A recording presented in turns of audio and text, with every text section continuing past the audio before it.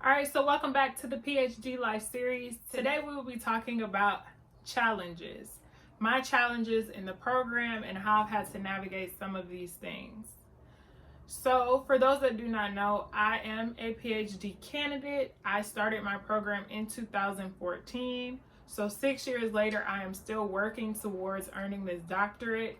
In between that time, I did take 1 year basically off, not necessarily off from doing actual work, but not being enrolled in order for me to pass my qualifying exam. So we're going to get into some of the challenges that I've experienced over the past 6 years. So one challenge that I think all PhD students experience, especially if you are a first generation student, especially if you are a student of color, is just the imposter syndrome. So many times I was sitting in my courses really questioning, what am I doing here? Who am I? Like, why am I here? Should I even be in this space? Should I be in this room? And it took me a very, very long time to get over that fear and that challenge. And it is still something that I'm working on today. I often sit in my courses amongst these people who I think are so bright and so intelligent. And I'm like, what am I doing here? I was the youngest in my cohort, and I'm still amongst the youngest in my program. And that was something that I really had trouble navigating, because it fuels that imposter syndrome of what am I doing in the room? To be that young, these people have the life experience, they have the career experience, and I'm fresh out of basically undergrad because my master's program went like that. So I still feel so young because I just am the least experienced with the least under my belt. It still is difficult to think of being the only person in my family to go this far. Like, that in itself is a burden that is hard to carry. And so I have to continually encourage myself and tell myself, like, I'm supposed to be doing this. I wouldn't be on this path if it was not meant to be. I wouldn't be doing this work if it wasn't important. And so that's how I've had to navigate that. I'm still trying to find new ways to just work through that in my head. It's hard, it really is, but that has been the biggest challenge. Another challenge for me has definitely been some aspects of the writing. Writing has never been a very big issue for me, but coming to this doctorate level and the expectation of writing definitely causes me to do a lot of self-doubt, and particularly the literature review. Now, anybody that has written a literature review knows that that is the most tedious work. It is the most annoying thing. It seems to be never ending. I hate it. I've purchased books to help me write lit reviews. I've watched YouTube videos to help me write lit reviews, and I just don't think it's something that I've completely grasped yet. And that has been the hardest part for me. Even now, working on my dissertation, yes, I have a chapter 2 that is okay, but I'm never satisfied. I always feel like I need to do this, or I need to add that, or I need to expand on this, or it's a constant. I feel like I'm always doing that. And so many people say that that is their experience as well, where they are constantly adding to the lit review, constantly building on things. And so that makes me not feel so bad, but it was definitely a challenge. Another challenge for me has definitely been the qualifying exams. Every institution is different. Some institutions have their own set of rules. At my particular institution, you had to do a minimum of 2 qualifying exams, or sometimes what they're called is comp exams, which basically is a comprehensive research on your topic that you come up with the questions, you and your dissertation chair or what have you, and they're roughly about 20 pages each. So my first go round of qualifying exams, I did not pass.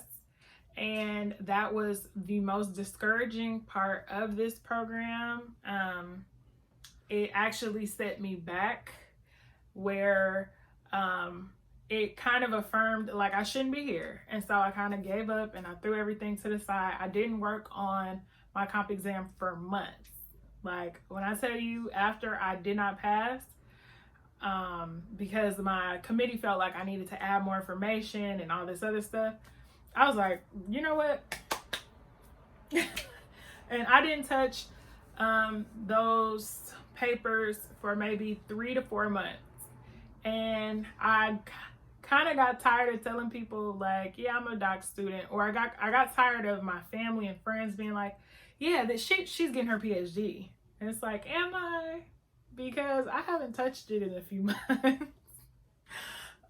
And so that kind of was the motivation to get me to go back to it. And so I finally picked it up and I got really serious about it.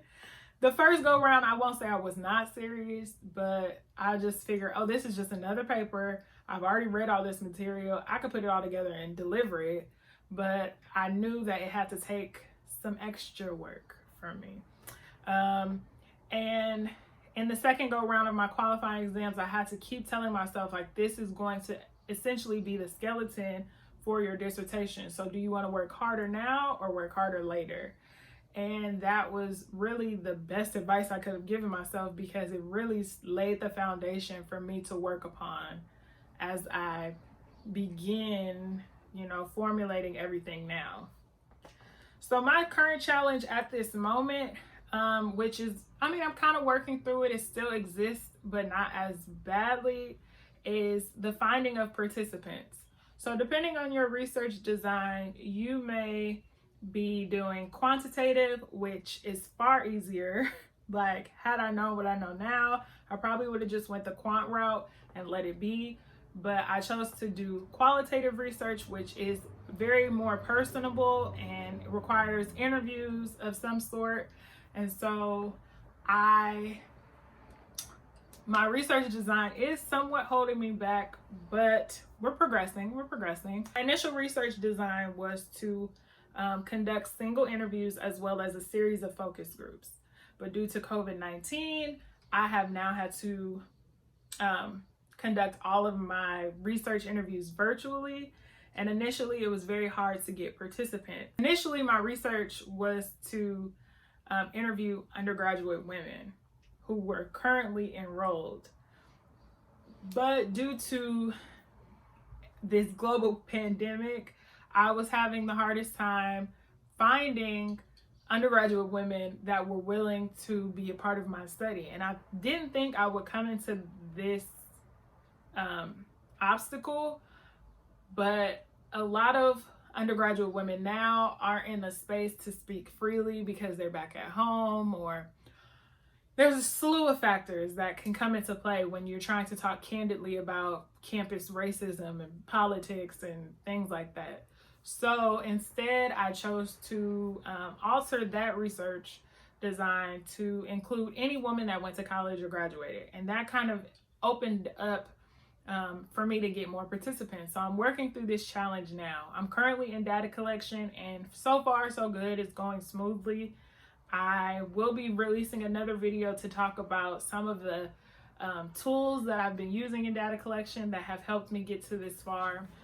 While there are many challenges in obtaining a PhD, I keep thinking about the light at the end of the road that is really going to be me getting my hat put on and wearing my robes and sharing my research and becoming that public intellectual that I would like to be, because I think my topic is designed for the masses, not just for academia.